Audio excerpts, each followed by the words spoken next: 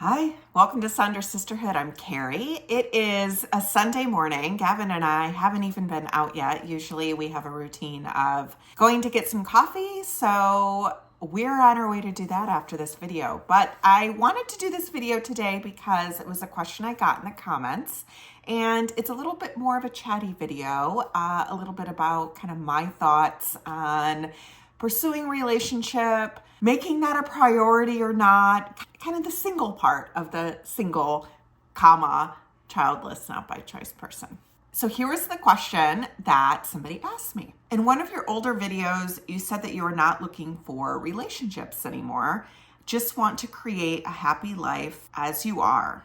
Sort of, she paraphrased there. She said, how did you make that decision, or what made you do that? And then she says that she's in constant fights with herself if she should just let it go or continue to try. I wrote this down because I thought this is such a good observation and such a good topic for us to chat about and talk about, because I think many of us are in this spot, and I'll speak for me, is I kind of vacillate all over the spectrum on this too, just kind of depending on recent history, depending on what just happened, depending on what else is going on in my life. It's just so dependent on so many different factors. However, I do feel like I have kind of an overarching theme that I tend to land in no matter what's going on.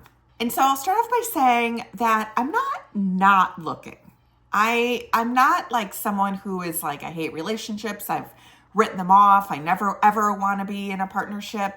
I don't know that I want to get married again. I do sometimes think I have that, but I am open to the fact that I could be wrong on that, and that could be more driven based on just kind of where I'm at now in my life. But I'm not looking for a relationship. I will tell you that. I'm just not making it a priority ahead of doing things in my life that I enjoy and cultivating and building a life that I feel like is one that I can really like for the long term.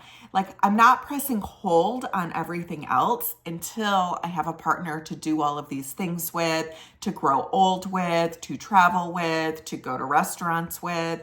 Instead, I have made a conscious decision that I'm going to do all of those things. I'm going to build those things and live my life. And if a partner happens to fit within that or even align with that, then that's wonderful. I'm absolutely open to that. I'm willing to be flexible in that. It's not just about, this is my life, you take it or leave it. But I am prioritizing my life, recognizing that we only get one. And the idea that I'm kind of pressing pause or waiting until there's somebody else to come along and do it with me. I don't know if it was a health scare or what, but I'm not living my life like that anymore.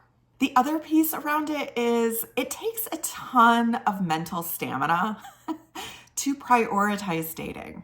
You have to withstand a lot of like the self-talk, the what ifs, the kind of getting to know somebody, but you don't really know them. And then they're like it's just all of the mental stuff that comes along with it. I find it exhausting, and it's not where I want to put my energy to kind of set myself in repeated positions. You hear a lot of people in the dating game talk about its volume.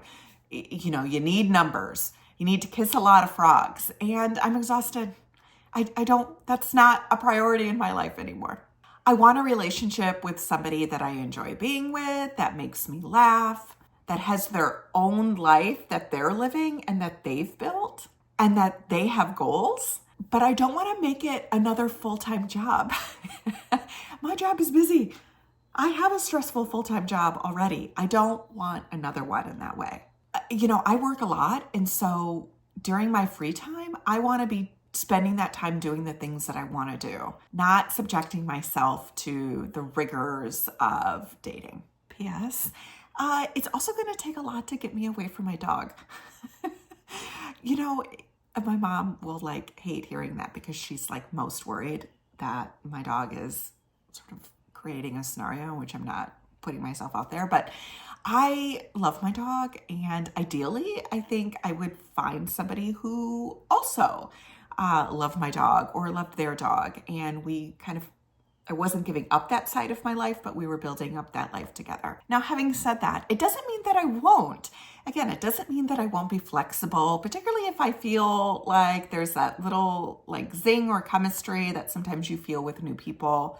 You know, I'm a human being. I get like the energizing and the like excitement feeling that I'm sure I would gravitate toward and be attracted to continue to make some adjustments in my life.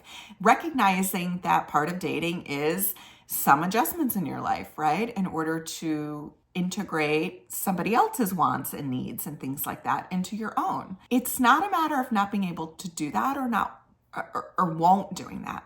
It's about how do I want to spend my time, and aggressively pursuing things away from the things that bring me joy isn't going to be how I live my life. And that has been an intentional decision. I also don't like the online dating space.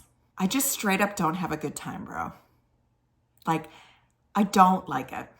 I don't like it for myself, and I don't like it in the way in which they require you to put yourself out there. I don't think it's the best way for me to highlight who I am. I think some people are really good at it and can do it in that space. It's not my strength.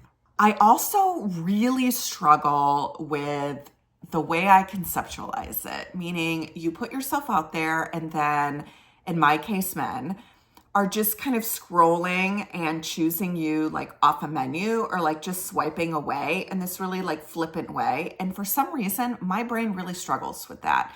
My brain struggles with putting myself out there in that like vulnerable spot where even though I'm not like consciously a part of the process, it's the vision of someone being like, no. And again, I know that says a lot more about me than the process, but I've recognized that it's not good for me, and so I don't want to do it. I just don't want to do it. I know women do the same. Like, it's set up both ways. I also live in Colorado, and I will tell you, I also don't fit this aesthetic of, hey, I'm looking for somebody who can climb a 14er with me in the day and then seamlessly transition to the little black dress and spend a night on the town in the evening. I cannot help but roll my eyes at that. I am well aware that this is my own like shit coming into play, but I just can't tolerate it. I can't. It's like we're all on these dating apps looking for somebody that doesn't exist. Quite frankly, I'm not saying somebody can't hike a 14er and then like seamlessly, but like how often are people really like doing that?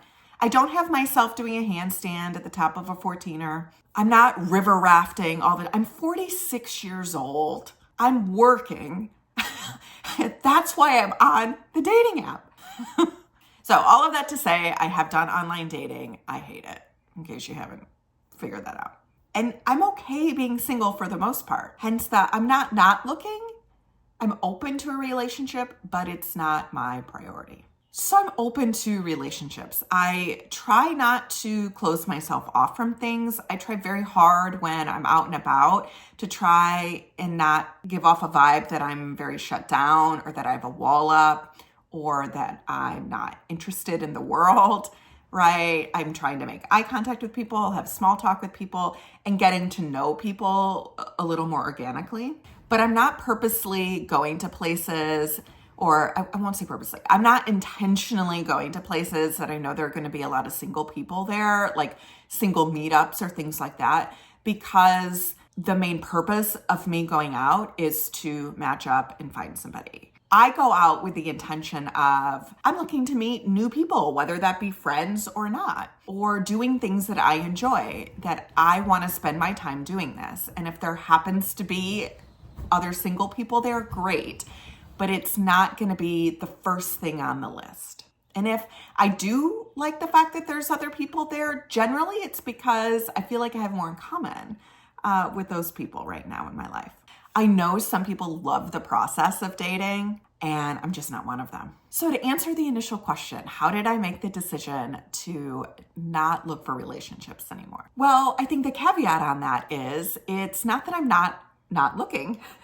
It's not that I'm not looking, like I'm shutting myself off from it, but I'm not prioritizing it. That is true. And I made the decision not to stay off the dating apps, not do any of the matchmaker stuff, and to not aggressively pursue it in a way in which it's impacting all the areas of my life, because finding a partner, pairing up, matching up is the thing that I need to have happen in order to start living my life. I have flipped that over. I want to pursue doing things that I find meaningful, purposeful, and fun. Aggressively pursuing a relationship as if I'm not whole without being in one just does not sound fun to me. No. No. Because my brain will latch onto it, and I need to take myself out of that societal narrative. If I meet somebody through the course of living my life this way, that would be great. But it's not how I'm showing up in the world. It's not what I'm putting out there first. Others might see that part of me first. Others might meet me or not see a wedding ring and think, I wonder if she's married, or why isn't she married? Others might see that part of me first, but it sure shit not how I'm going to see myself first, at least anymore. Let me know your thoughts in the comments below, and subscribe to Saunders Sisterhood for more videos for the single, childless, not by choice person.